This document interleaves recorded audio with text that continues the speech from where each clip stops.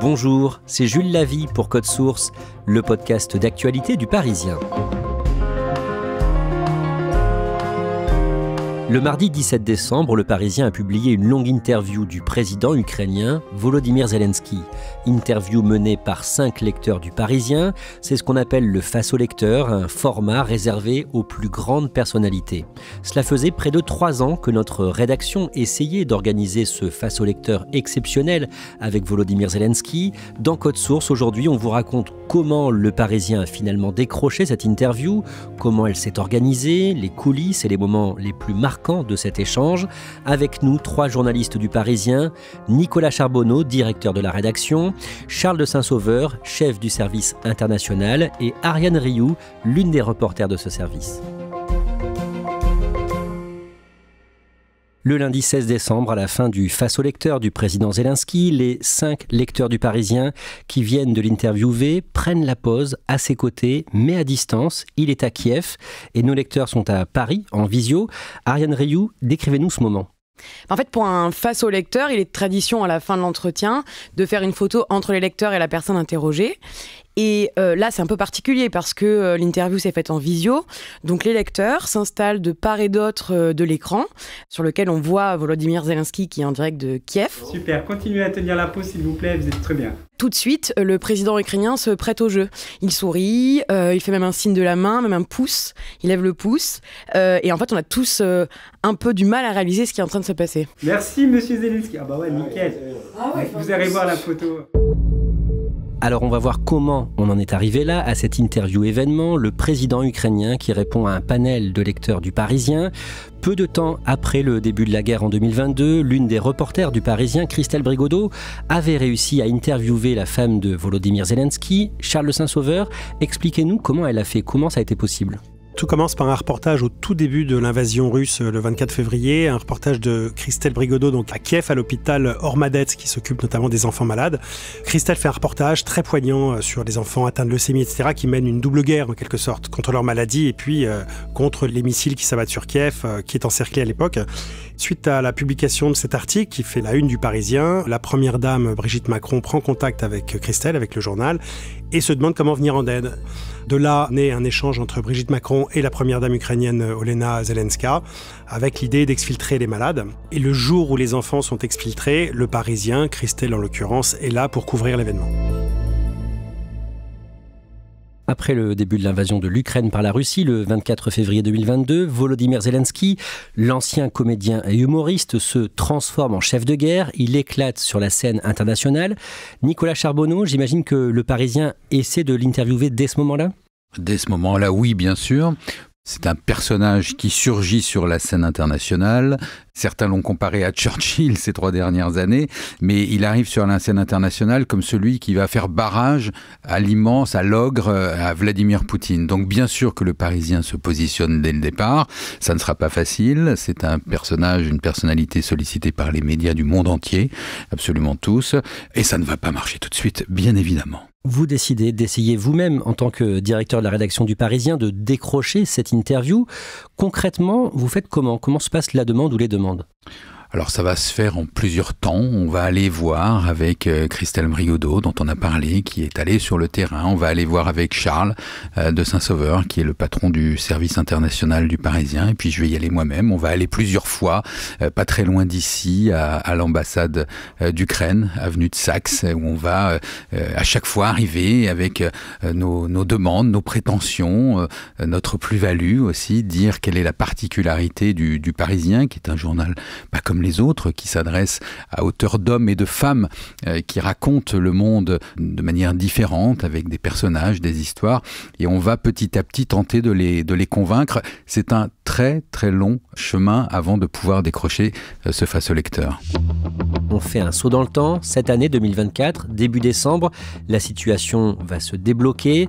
La cérémonie de réouverture de Notre-Dame de Paris se prépare pour le samedi 7 décembre.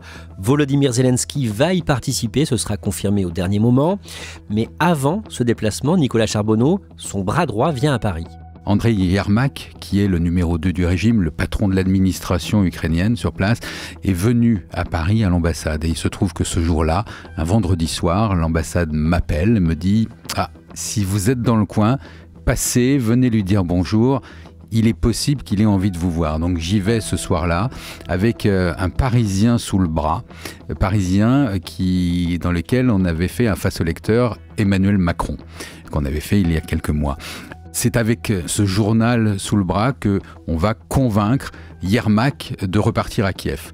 Il se trouve que Yermak va à son tour montrer notre journal à Volodymyr Zelensky, qui va subitement, en quelques instants, dire oui, je veux pour la première fois m'adresser à des lecteurs en direct, à des citoyens européens, en l'occurrence français. Et du coup, à quel moment on a le feu vert définitif pour ce face au lecteur ? Alors l'ambassade nous appelle en milieu de semaine, le mercredi, et nous dit bon voilà, le président Zelensky vous attend samedi dans son bunker à Kiev. Simplement, un face au lecteur, c'est un exercice un peu particulier. Il faut sélectionner des lecteurs, il faut aller à Kiev. On va négocier, nous, de pouvoir le décaler au lundi. Et à partir de là, il y a une vraie logistique qui va s'organiser ici, dans les locaux du Parisien, trouver les lecteurs, trouver les interprètes, des interprètes qui soient des interprètes officiels, de pouvoir établir une connexion entre un PC enterré, on ne sait pas où on va à ce moment-là, on ne sait pas où ça va se passer réellement, on nous dit à Kiev, mais Kiev, c'est la capitale d'un pays en guerre. Bon voilà, tout ça va s'organiser très bien, très vite, très sérieusement aussi, jusqu'au moment où on va pouvoir effectivement partir avec Charles sur place dans le week-end. Ariane Rioux, le vendredi 13 décembre, les lecteurs du Parisien qui vont interroger Zelensky ne savent pas tout de suite qui ils vont interroger au départ. Non, en effet, on ne leur dit pas tout de suite qui c'est, parce que le sujet est sensible, parce qu'on n'a pas encore toutes les confirmations non plus, parce que la personnalité interrogée est surprotégée aussi.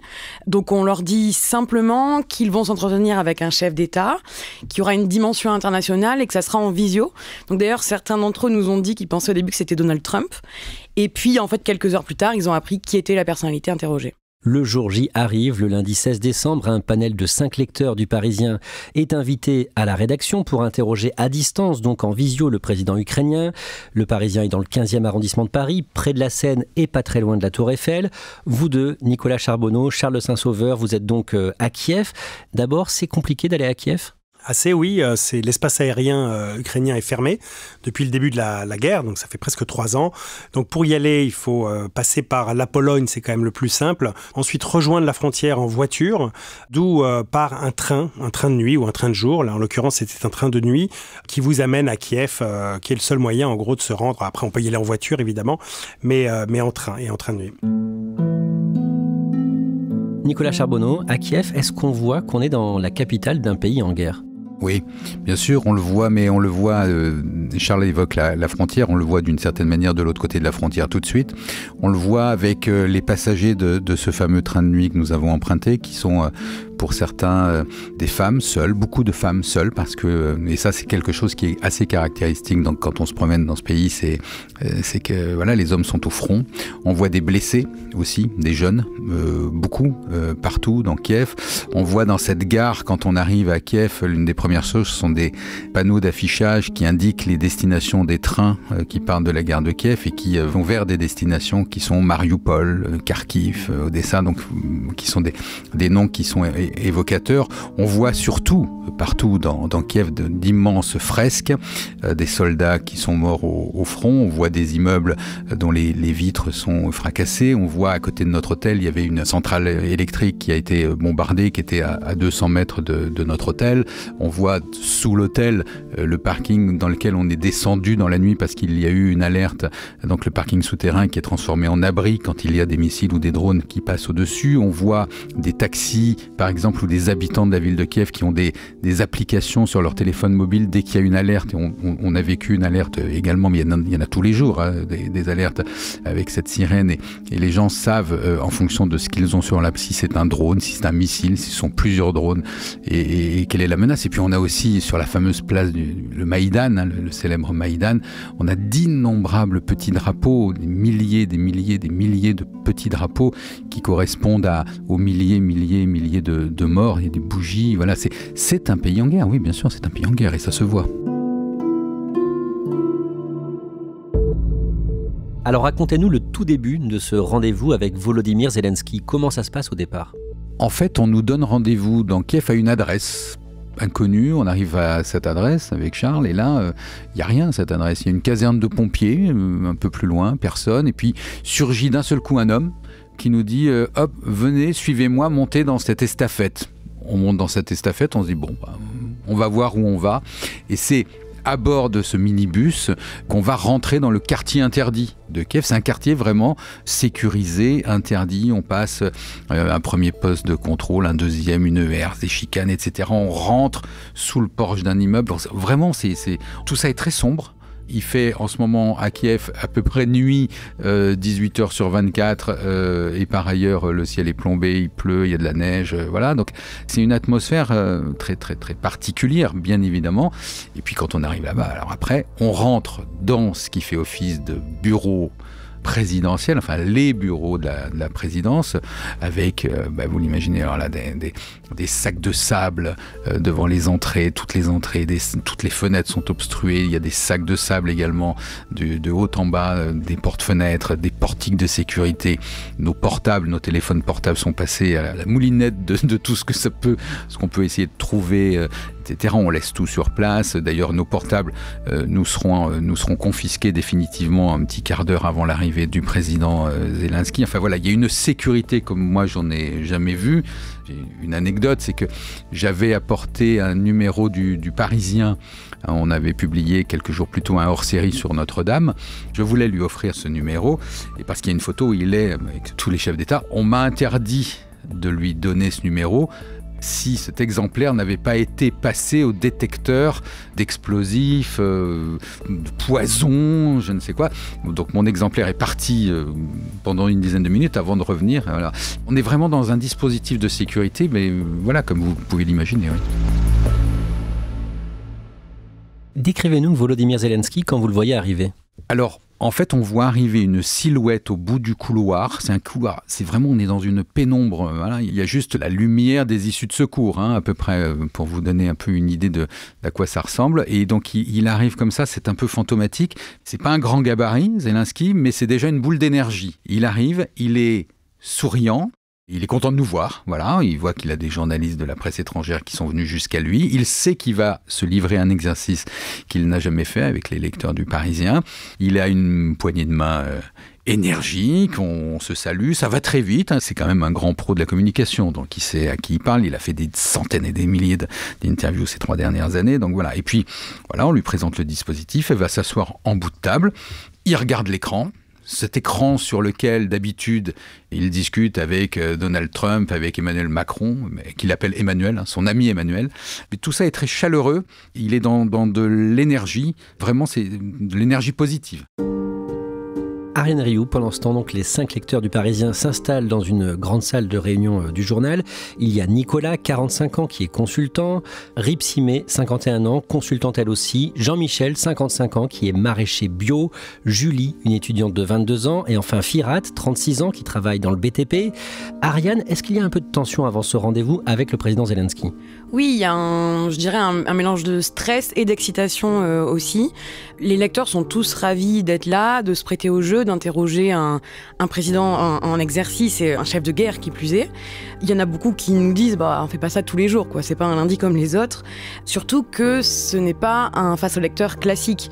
Ils sont en visio, l'entretien est traduit en direct et la présidence ukrainienne ne nous a accordé qu'1 heure. Donc en fait, tout l'enjeu, c'est de choisir les questions les plus importantes pour arriver à toutes les poser dans le temps imparti. Donc ça ajoute en effet un peu de stress à l'exercice. Vous avez aidé en effet les lecteurs à agencer leurs questions pour que tout ça, au bout du compte, donne un entretien bien structuré. Quelle est la première question posée ? La toute première porte sur sa visite à Paris pour l'inauguration de Notre-Dame. À son arrivée dans la cathédrale, il a été chaleureusement applaudi. Donc Ripsimé, l'une de nos lectrices, lui a demandé si cet accueil lui avait fait chaud au cœur. Le public vous a chaleureusement applaudi. Est-ce que ça vous a fait chaud au cœur ? Що стосується Notre-Dame, Il dit qu'en effet, ça lui a fait vraiment plaisir, que c'était aussi un signal pour lui. Il dit que ses applaudissements n'étaient pas pour lui, mais représentaient quelque chose de bien plus large, étaient pour les soldats, étaient pour les Ukrainiens, mais que ça lui a fait chaud au cœur, que c'était aussi un signal envoyé à son pays. Quels sont les autres sujets abordés ensuite ? Évidemment, dans la foulée, il y a quand même beaucoup de questions diplomatiques parce que l'Ukraine est en ce moment à la croisée des chemins et il y aura notamment l'arrivée de Donald Trump à la Maison-Blanche qui est un gros morceau qui peut avoir un impact sur l'aide que les États-Unis vont apporter à l'Ukraine dans la poursuite de cette guerre. Il y a aussi Vladimir Poutine qui menace d'utiliser l'arme nucléaire. Donc les lecteurs lui posent la question, est-ce qu'il a peur ? Est-ce qu'il prend la menace au sérieux ? Monsieur le Président, est-ce qu'une menace de Poutine d'utiliser l'arme nucléaire vous fait-il peur ?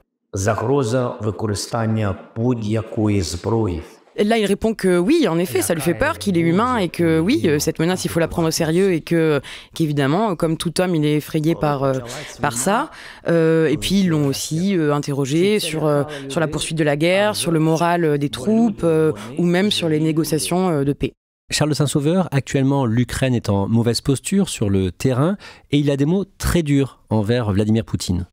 Oui, on pouvait s'attendre, puisque certains lui prêtent des désirs de négociation, on pouvait s'attendre à ce qu'il ait non pas des mots conciliants, certainement pas, mais en tout cas qu'il n'aille pas aussi loin dans ce qu'il dit sur Vladimir Poutine, à qui il ne pardonnera pas, très clairement. Personne aussi ne doit parler au nom de l'Ukraine, puisqu'on annonce des négociations qui se feraient sur le dos, des négociations forcées en quelque sorte, qui obligeraient Zelensky à accepter une paix avec des conditions qu'il ne veut pas. Donc au contraire, il a un message extrêmement ferme et extrêmement dur à l'égard de Vladimir Poutine, vraiment qu'il accuse de tous les maux. Vous êtes à la même table que lui quand il répond donc au lecteur du Parisien. Il est comment dans cet exercice ? Alors moi je suis à 1,50 m de lui, Nicolas encore plus près. On est évidemment absorbé par son visage pendant qu'il parle. Il est très intense, très concentré, vraiment un pro de la com, ça on l'a dit. On voit tous les stades de l'émotion passer dans ses yeux, dans son visage. Moi j'ai été très frappé par exemple quand il parle de Vladimir Poutine à un moment donné. La caméra n'est plus sur lui, c'est une question qui lui est posée. Il pose son stylo après avoir tapé du poing sur la table et il a vraiment une mine rageuse en quelque sorte, vraiment une moue qui en dit long sur la détestation qu'il peut avoir de ce personnage.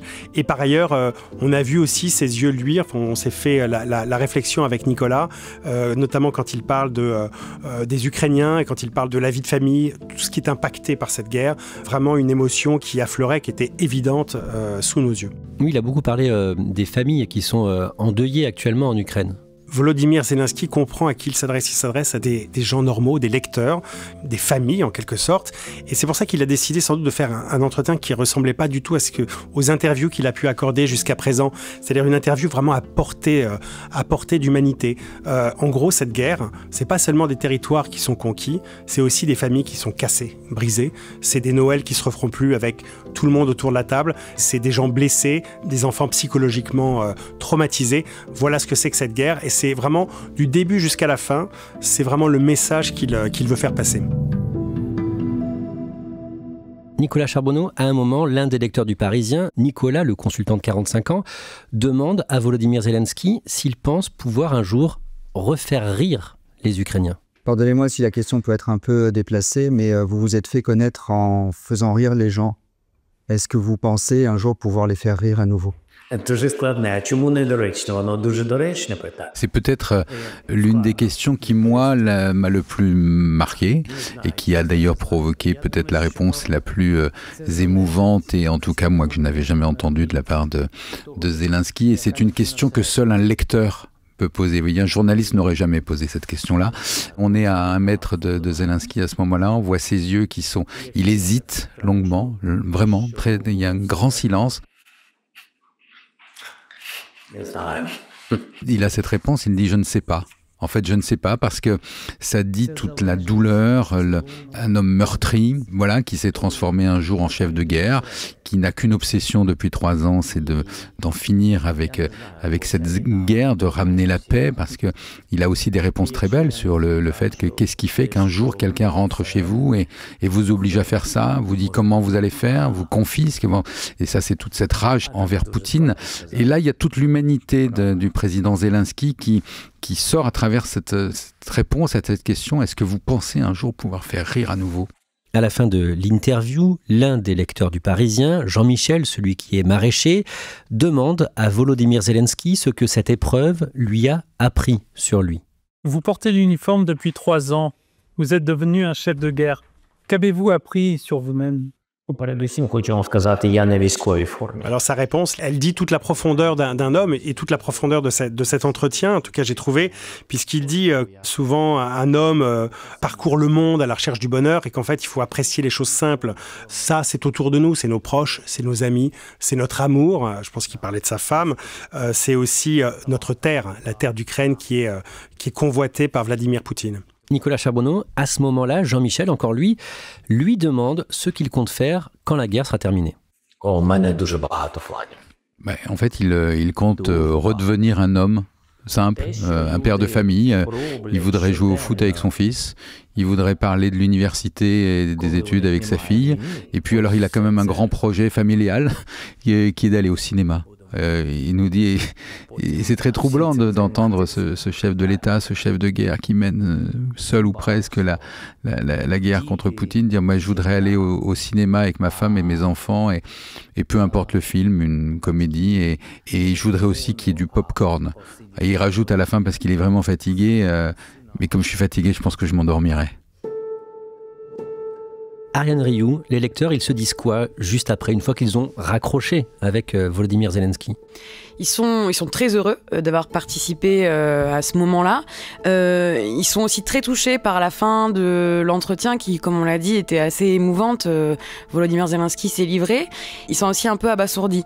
Je me souviens de Julie, notamment, il y avait beaucoup de bruit autour d'elle, tout le monde parlait de ce qui venait de se passer, qui s'est mise un peu à l'écart avec son thé qu'il buvait et qui m'a dit j'ai besoin d'un petit moment pour réaliser ce que je viens de vivre.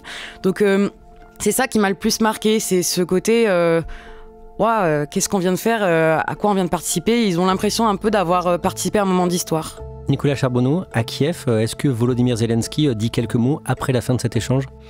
On a, pas très longtemps, on a poursuivi 5 minutes, Charles, le président Zelensky et moi. Il avait un emploi du temps, vous l'imaginez, qui est assez pris. On a feuilleté ensemble le hors-série du Parisien sur Notre-Dame. On a regardé cette photo à l'intérieur de Notre-Dame où il s'est cherché sur la photo. Il ne savait plus très bien où il était, de quel côté, derrière Donald Trump. Et on a regardé aussi ensemble le hors-série des 80 ans du Parisien, nos fameuses 81 avec une de ces unes qui avait été consacrée à l'époque, il y a 3 ans, au début de la guerre.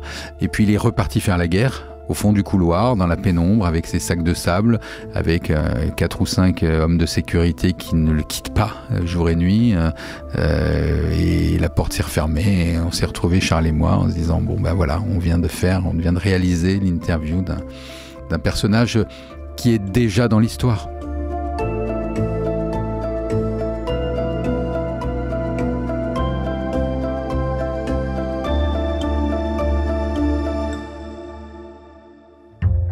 Merci Ariane Rioux, Nicolas Charbonneau, Charles de Saint-Sauveur. Cette interview de Volodymyr Zelensky est évidemment toujours disponible sur leparisien.fr. Cet épisode de Code Source a été produit par Clémentine Spiller et Pénélope Gualquierotti. Réalisation Pierre Chaffanjon. On vous invite à écouter le second podcast du Parisien, Crime Story. Chaque samedi, une grande affaire criminelle racontée par Claudia Prolongeau avec Damien Delseny, le chef du service police-justice du Parisien.